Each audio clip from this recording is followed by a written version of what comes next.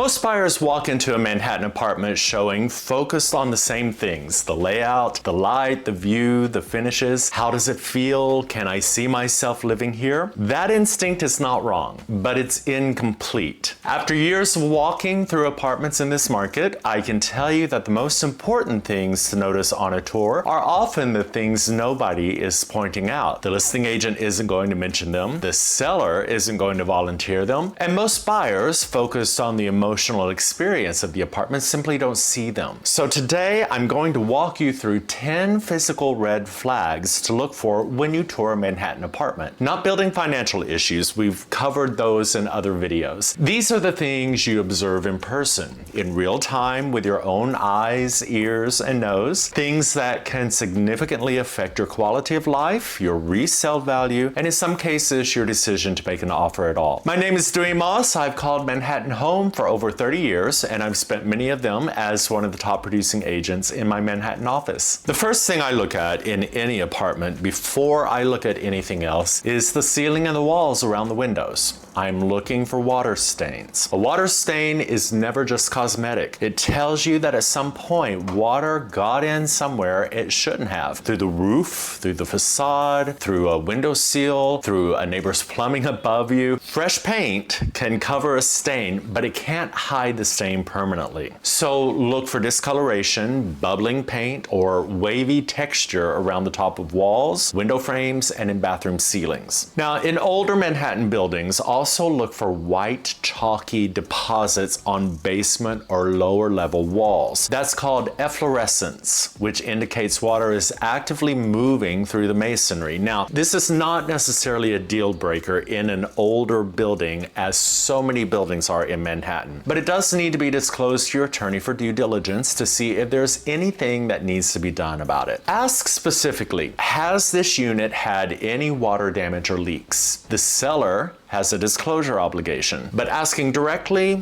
on camera in front of the listing agent often gets a more complete answer than you'd get otherwise. Turn on every faucet in the apartment, all of them. Kitchen, bathroom sink, shower, bathtub if there is one. You're testing two things: water pressure and drain speed. Low water pressure in a Manhattan apartment can indicate aging building pipes, a building-wide pressure issue, or a problem specific to that unit's supply lines. It's often fixable, but the costs and the complexity can vary significantly. Now, slow drains are the other half of the equation. Run the sink and watch how quickly it clears. A slow drain in one fixture can be a simple clog. Slow drains in every fixture simultaneously suggest a building-wide drainage problem or a blocked main stack, which is the building's responsibility to repair, but can be slow to fix and disruptive while it's happening. This is a 30-second test that most buyers never do, or many times your buyer's broker does not remind you to do. I advise you to do it on every showing. Pay attention to how long the elevator takes when you arrive at the building and when you go up to the unit. I know this sounds minor, but it isn't. Believe me, it isn't. In a Manhattan high-rise with 1 or 2 elevators serving 30 floors or more, elevator wait time during peak hours, 7 to 9 a.m., 5 to 7 p.m., can be 5 to 10 minutes each way. Over the course of a year of daily commuting, that adds up to days of your life spent waiting on an elevator in your own building. Now, you're viewing the apartment during the day, probably mid-morning or mid-afternoon when the building is relatively quiet. That is the best possible elevator experience. So ask the listing agent, how many elevators does the building have in total? How many units does this elevator bank serve? Because sometimes banks serve only a certain amount of floors in very tall buildings. Is there a service elevator separate from the residential elevator so that elevator isn't tied up when people are moving in and out or having furniture deliveries? Also, observe the lobby when you get there. Is it clean and well maintained? Is the staff present and engaged, or do they seem distracted? The lobby tells you a great deal about building management quality in about 30 seconds of being there. The floor your apartment is on affects 4 things that buyers often underweight: light, noise, privacy, and in co-ops, sometimes board approval. Lower floors in Manhattan, let's say floors 1 through 4 in most buildings, frequently deal with street noise, reduced natural light from surrounding buildings, and diminished privacy from street-level pedestrians and adjacent windows. In a busy neighborhood, a second-floor apartment facing a major avenue can be genuinely difficult to live in, despite looking perfectly acceptable on a Saturday afternoon showing. When you tour a low-floor unit, open the windows. Listen for like a full 2 minutes. Is that sound tolerable in that moment? Now ask yourself, what does this sound like at 2 a.m. on a Friday when the bars close? What does it sound like at 7 a.m. on a weekday when the garbage trucks come? Now, higher floors also have their own issues. They're very dependent on elevators. There's a longer commute to the lobby in emergencies. And in some older buildings, reduced water pressure and heating consistency at the top of the stack. Neither low nor high is automatically wrong. Let me say that again. Neither low nor high is automatically wrong, but both have specific trade-offs that deserve explicit evaluation. Okay, this one may sound funny, but smell the apartment. And I do mean that literally. When you walk in, before your eyes have adjusted, take a breath through your nose. A well-maintained apartment in a well-maintained building smells like nothing in particular. Clean air,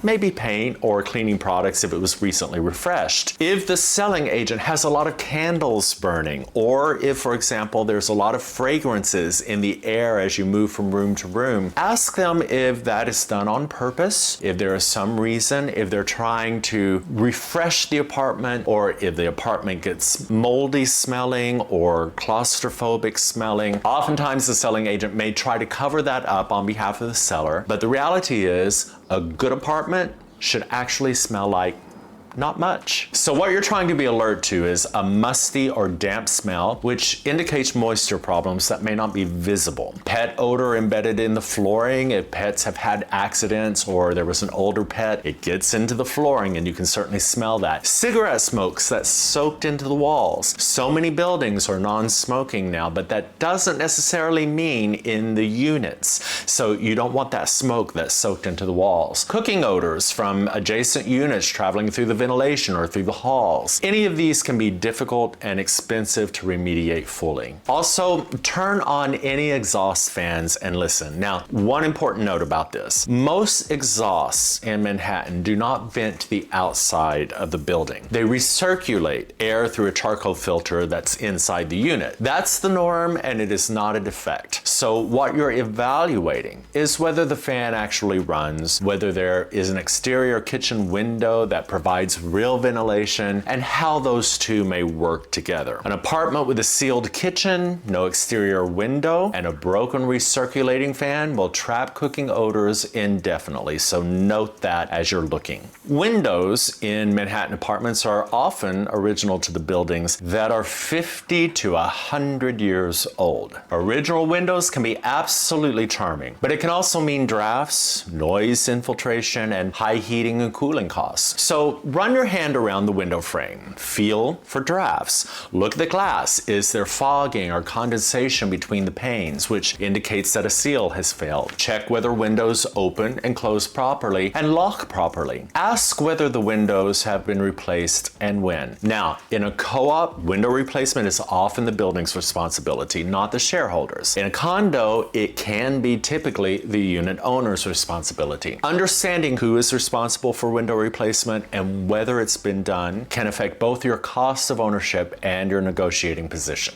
Also note the window exposure, the direction. So north-facing and south-facing Manhattan apartments get almost no direct sunlight, and that can mean dramatically lower light levels in winter months. It can also mean that your apartment will stay cooler during the hot months because you're not getting direct east or west light, which often causes the heat in the apartment to really heat up, and therefore your bills are going to be higher to cool the apartment. But if natural light does matter to you, visit the apartment at different times of the day if possible, and at a minimum understand which direction the primary windows face. Go stand in the bedroom of the apartment, ideally near a wall that borders a neighbor, and be quiet for 60 seconds. You're listening for television or music from adjacent units, footsteps, impact noise from the apartment above, HVAC or mechanical system noise, and elevator machinery if you're on a high floor and near the mechanical room. Manhattan apartments, particularly in pre-war buildings with original construction, often have limited sound attenuation between units. A neighbor who watches television at a normal volume at 11 p.m. can be clearly audible through a wall with inadequate insulation. So this is nearly impossible to fix without major construction and without major approvals from the co-op board. Also ask, where is the building's mechanical room? In some buildings, the compressor or water tower equipment is on the roof or in a basement directly adjacent to certain units, producing a constantly low frequency hum. This is almost never disclosed and almost always noticed only after you move in. So if you hear something concerning during the tour, note the time of day and understand that evenings and weekends most likely will be louder. Then ask yourself, can I live with this noise level? Do not leave an apartment without opening every closet in the unit, all of them. Manhattan listing photos are taken with wide-angle lenses that make spaces look significantly larger than they are. Closets in particular are almost always photographed to look more generous than they actually are. So open the closet, step back, and ask yourself honestly, what fits in this space? Also note whether the closets are deep enough to hang clothing properly, whether there is a coat closet near the entry, and whether the apartment has any dedicated storage beyond closets. A storage cage in the basement, a utility closet, anywhere for a vacuum, luggage, seasonal items, that sort of thing. In a co-op, ask whether the building offers additional storage units and ask at what cost. In a condo, ask the same, and oftentimes that is deeded storage that comes with the apartment. Storage is among the top complaints of Manhattan residents, and it's almost always never properly evaluated during a showing because buyers are focused on the living space. So open every closet and really check out that storage space in the unit. The building staff will tell you more about a building than any financial statement will. You just have to know how to read them.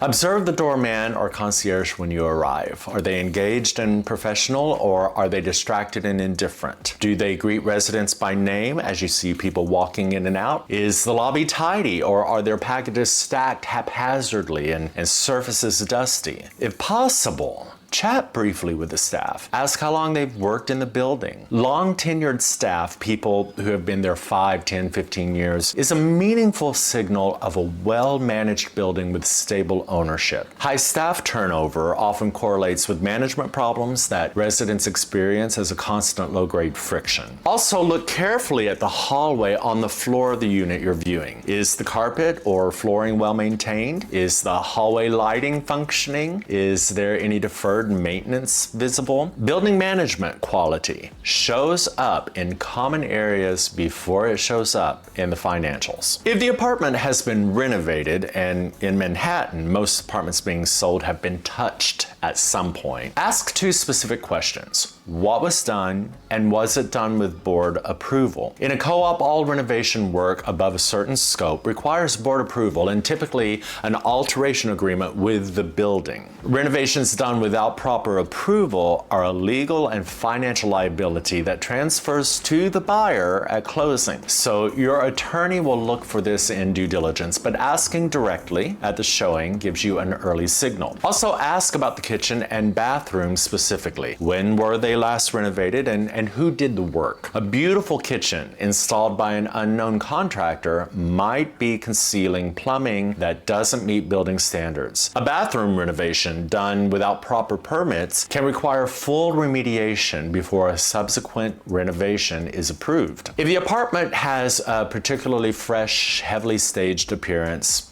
new paint throughout, new flooring, new fixtures. Ask when this was done and why. A cosmetic refresh before listing is normal. A comprehensive renovation completed immediately before listing sometimes indicates the seller was addressing problems they didn't want buyers to discover independently. Okay, so let me recap the 10 flags quickly. Water stains on ceilings and walls. Water pressure and drain speed in every fixture. Elevator wait time and lobby quality. Floor level and its specific trade-offs. The smell of the apartment when you walk in. Window age, ceiling, and exposure direction. Noise from neighbors and mechanical systems. Closet and storage reality versus listing photos. Building staff signals, the tenure and engagement of the staff. And renovation history. What was done, when, and with whose approval. None of these are on any listing. None of them will be volunteered by the seller's agent. All of them are things I check on every showing, even if the buyer isn't, as a matter of practice, because I've seen what happens when buyers miss them. If you're actively touring in Manhattan or about to start your search, I'd love to offer you a free 20-minute strategy call. We'll walk through what you're seeing in the market, what to look for in your specific search, and what questions to be asking that you probably haven't thought to ask yet. That's the conversation that makes every subsequent showing much more productive. The link to book that call is down in the description. And while you're there, grab my free buyer's cheat sheet. That covers the financial framework alongside the process overview, so you're going into your search with the full picture. And if this gave you something useful to bring to your next showing, subscribe and hit that notification button, because we release new content just like this every week. I'm Dewey, and I'll see you in the next video.